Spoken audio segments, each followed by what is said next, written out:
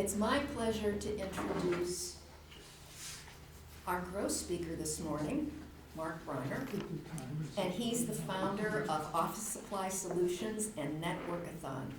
He has grown his business by referral over the years. His company does business nationwide out of St. Louis, and his quarterly networking events traditionally have over 200 attendees that get introduced to their ideal referrals. So for those of you who are guests, you definitely want to get to know Mark, because he kind of does this on a quarterly basis, if I remember right. And you might find that that's an excellent event that you want to go to and network. So Mark, it's my pleasure to turn over the microphone. Dan, my time is currently up. It was great serving you today. Have a great day. No. My name is Mark Brimer, the owner of Office Supply Solutions, and today we're going to talk about traits of a leader in leadership. So, we're going to spot leadership. We're going to give you some ideas about leadership. Number one, as a leader of a business, you need to listen to what your employees are saying. As Jeremy just said, people first. If you're not listening, guess what? If you're talking to people, they're not going to listen to you. Nothing's going to get done because people don't like to be talked at. They like to be communicated with. Next, B is earn respect. Earn respect of the people that you're leading, because here's the thing. You can say whatever you want to somebody. I can say the sky is orange when it's really blue. Guess what? No one's going to care because they can look and see that it's not. But by working hard and leading by example, you can earn their respect, which gets them to work harder and want to do more for you as a leader, which obviously grows your enterprise. A, admire the work. You know, we all have a job to do. Some are more exciting than others. I mean, whatever it might be, admire their accomplishments, admire their work, whether it be a big sale, whether it be organizing a warehouse, making that floor shine better than it's ever shined before, so the people who walk in the door are so excited to come into your business. I tell a story for those who don't know. I own an office supply company. One of the exciting things we do is deliver beverages. And I had a customer call, thank you for same-day service.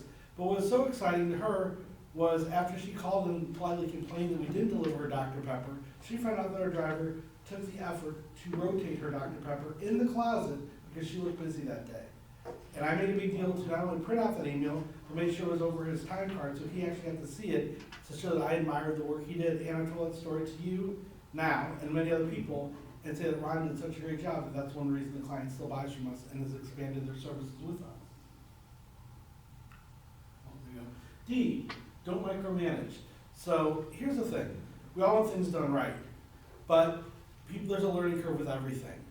And my whole thought is this, and this might be the only thing you disagree with I say today, but I think when someone does 90% of the job well, let them go. But until then, they should be watched because again, if you don't give them guidance, they're not going to do well.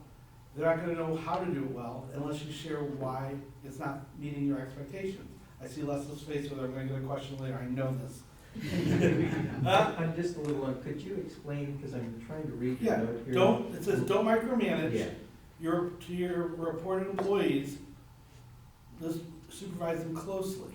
So that's what I mean. So basically, I might not word that perfectly, but basically when they can do 90% of what you expect on the job to be done, let them do the rest. There'll always be some error. We all make errors, we're human. But don't let them go at 10% or 20% because that's not fair to them or to you. Expect success from your team until they prove you wrong.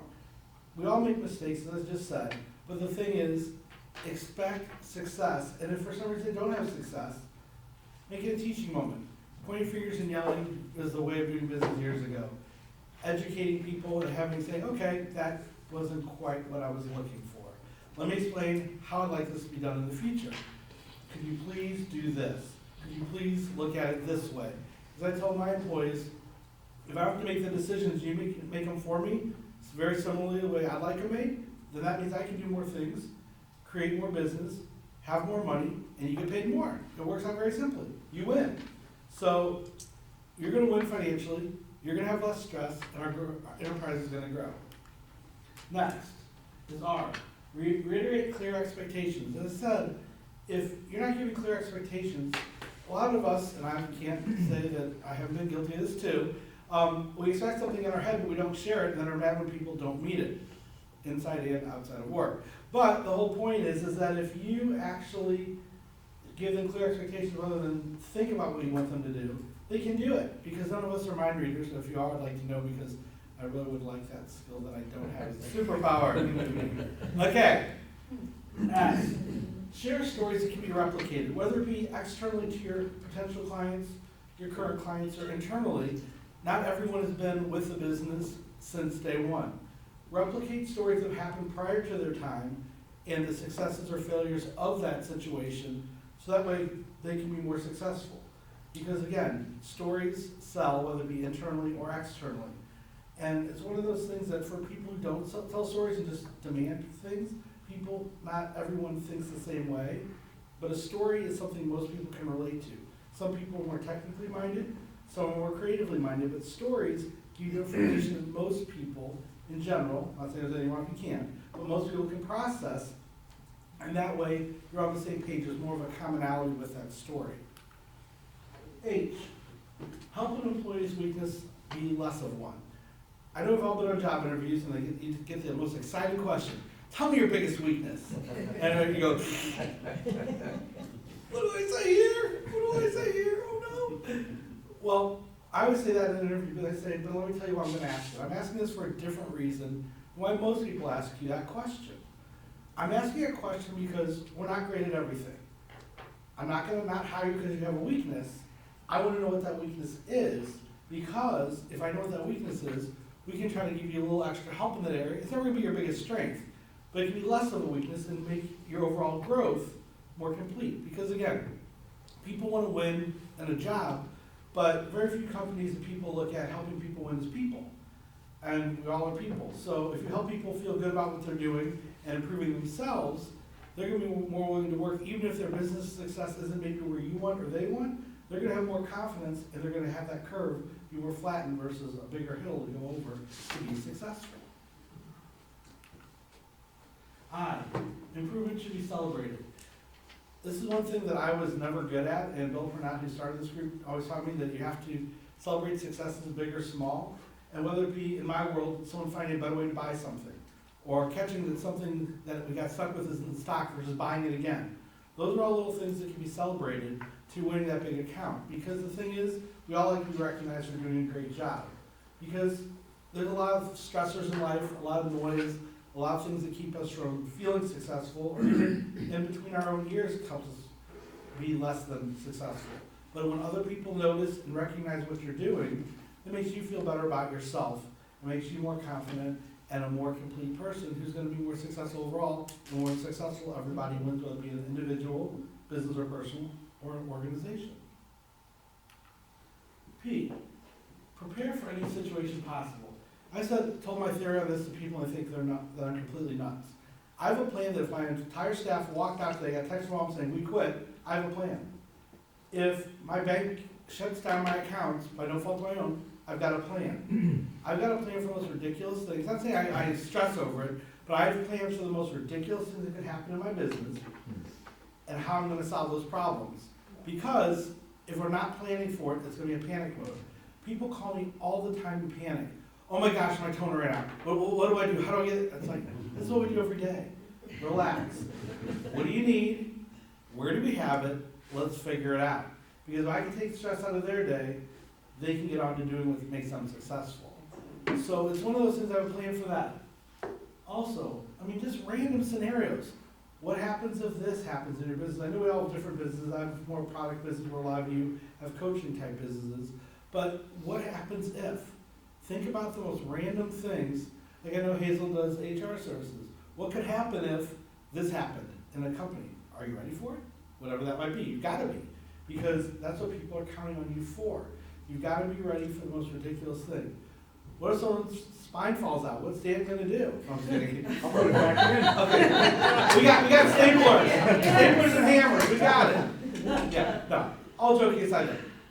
Think about the most ridiculous thing that can happen to your business, and just take a minute and think of a plan.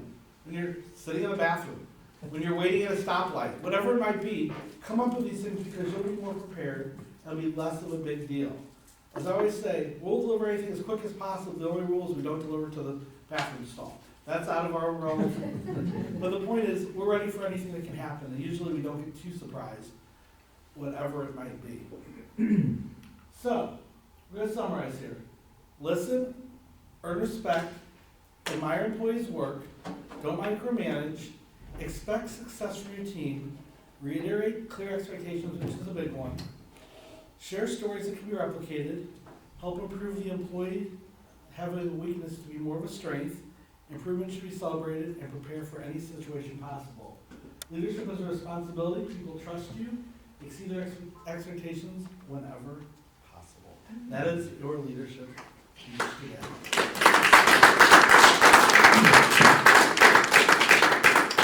Les, how did I know you're going to have a question?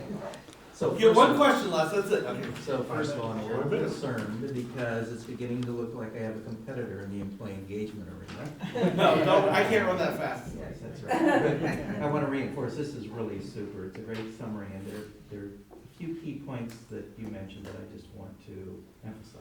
Okay.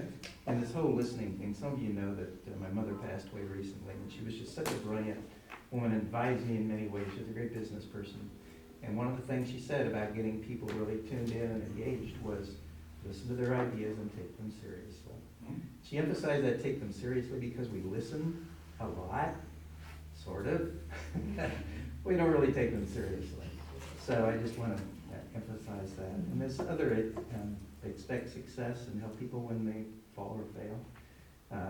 I just handed out a business card to Catherine over there, and I think she said, I've never seen anything quite like that. This is my business card, and it has the phrase on it that really goes to the point that, people are going to stumble.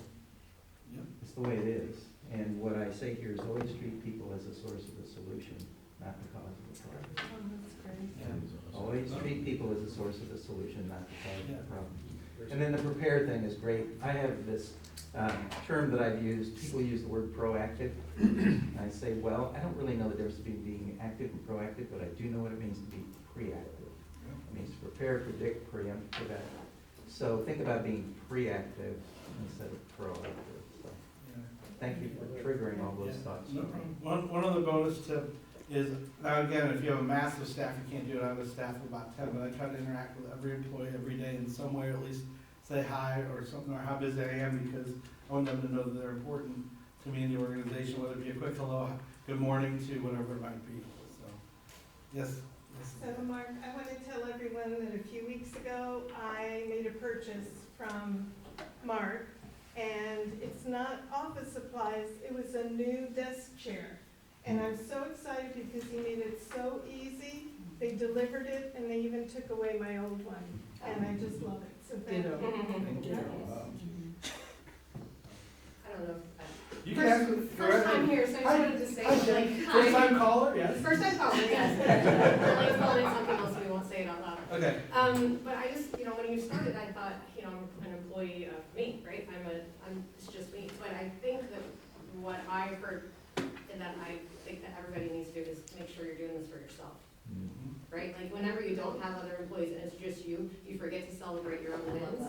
You forget to prepare, you forget to tell yourself, oh, I'm not very good at this, but that's okay, I can improve, and those types of things. So I think that, I love the way that you did it. It really applied to everyone, even if maybe we were thinking, we started thinking, oh, this is for people who have employees. It's like, no, I have to do this for myself. Well, I mean, a celebrated win could be anything from a Starbucks drink to renting an extra movie on whatever, or doing something for special that's important to yourself, whatever that is.